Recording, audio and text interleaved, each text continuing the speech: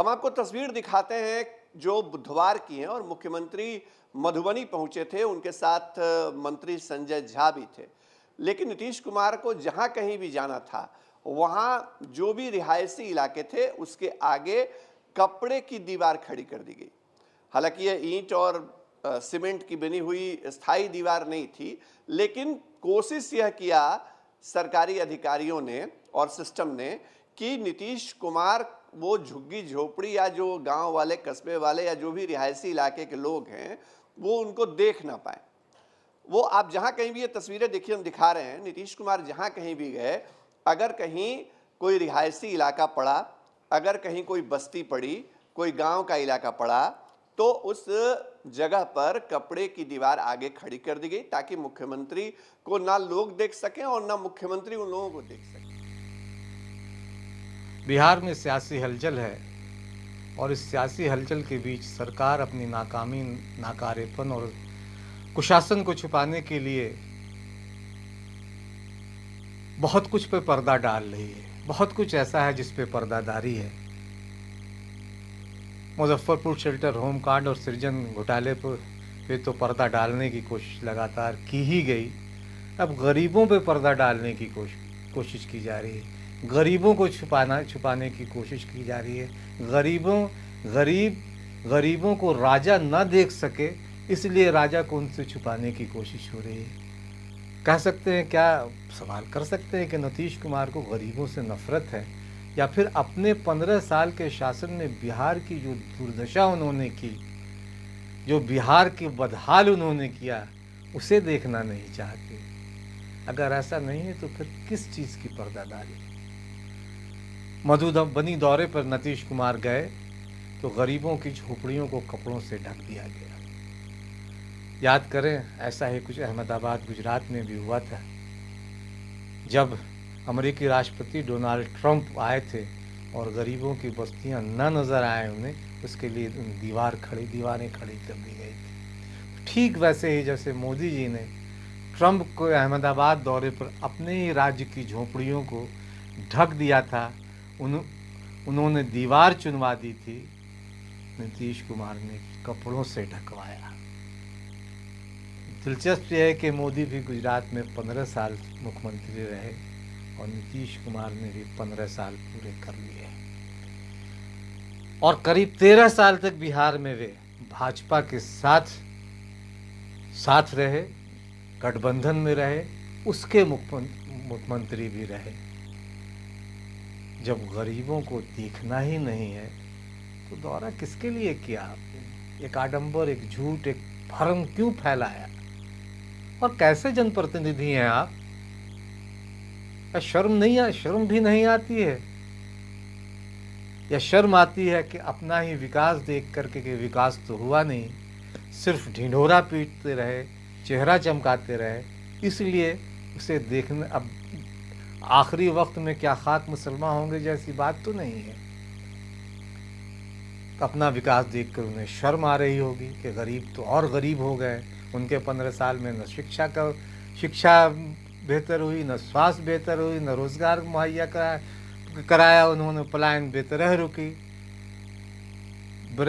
पलायन बेतरह हुआ और आज 30 लाख लोग बिहार से बाहर जो लोग गए थे कमाने खाने, वो आज बिहार लौटे हैं। तो नीतीश कुमार का सच सामने आ गया है। शायद इसे देख के शर्म आ रही होगी। इंदिरा गांधी ने कभी नारा दिया था, गरीबी हटाओ। लगता है कि भाजपा और नीतीश कुमार का नारा है, गरीबों को ही हटाओ या गरीबी को छुपाओ। गरीबों को हटाओ, गरीबी को छुपाओ। हम लोकतंत्र में जी रहे हैं, हम एक लोकतांत्रिक देश में हैं और इससे अधिक दुर्भाग्यपूर्ण क्या हो सकता है कि 15 साल तक मुख्यमंत्री रहे नीतीश कुमार जनता को न अपनी शक्ल दिखाना चाहते हैं, न उनकी गरीबी, उनकी गुर्बत और अपने सरकार के सुशासन को देखना चाहते हैं। ये बड़ा सवाल है पूरे 15 साल के उनके शासन पर और उनके वो जो जुमलों पर, उनके दावों पर, उनके वादों पर।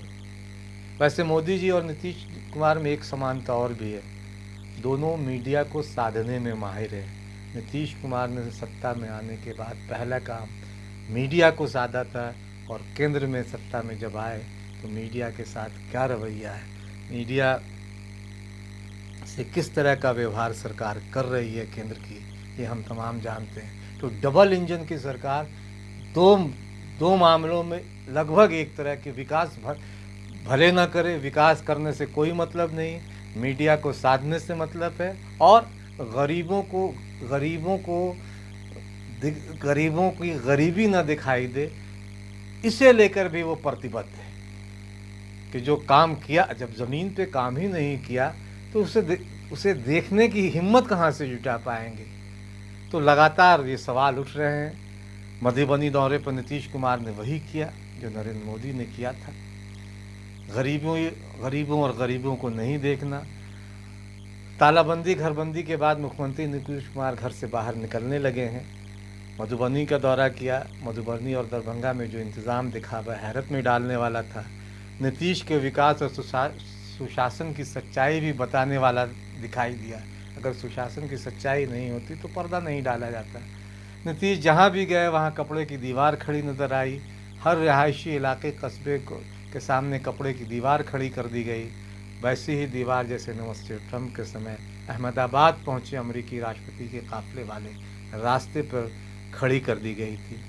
पटना में हल्की बारिश हुई, जल जमाव हुआ। 19 जून को नीतीश कुमार जल जमाव का जायज़ा लेने निकले तो वहाँ भी एक इलाके में नालों के किनारों सफ़ेद कपड़ों की दीवार खड़ी कर दी गई ताकि नीतीश कुमार का कि कुशासन की पोल न खुले, उन्हें सच्चाई न पता न चले।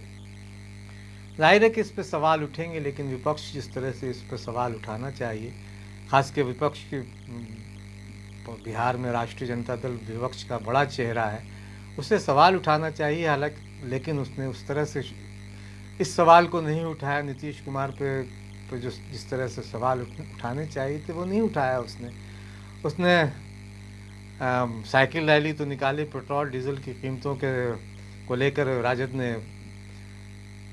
प्रदर्शन तो किया, लेकिन इस पर्देदारी पे हमला राष्ट्रीय लोक समता पार्टी ने किया और शरद यादव जी की पार्टी ने किया। राष्ट्रीय लोक समता पार्टी ने नीतीश कुमार पर सवाल खड़ा किया। पार्टी के राष्ट्रीय अध्यक्ष उपेंद्र कुशवाहा ने ट्वीट किया और कहा कि दिखाइए, छुपाते क्यों हैं, 15 साल में विकास की ज़मीनी हकीकत बताते क्यों नहीं। माननीय मुख्यमंत्री नीतीश कुमार जी, 15 सालों की कागजी विकास पर पर्दा डालकर कब तक बिहार की जनता को गुमराह कीजिएगा।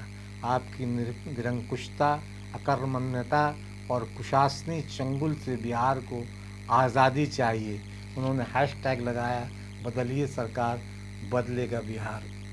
मधुबनी दौरे के दौरान एक और दिलचस्प चीज़ ये देखने आई कि संजय झा, उनके जो बहुत चहेते मंत्री, वो तो उनके साथ थे, लेकिन उसी इलाके के 3 और मंत्री, जिनमें 2 का ताल्लुक जदयू से है, कपिल देव कामत और लक्ष्मेश्वर राय, और भाजपा के विनोद नारायण झा को बुलाया तक नहीं गया। क्यों नहीं बुलाया गया, ये अपने आप में सवाल है, क्योंकि वो इसी इलाके आते हैं। और मधुबनी ज़िले से एनडीए के 2 सांसद भी हैं, भाजपा के अशोक यादव और झंझारपुर से जदयू के आरपी मंडल। दोनों में से किसी को भी न्योता नहीं दिया गया। मुख्यमंत्री के कार्यक्रम की खबर नहीं की गई थी।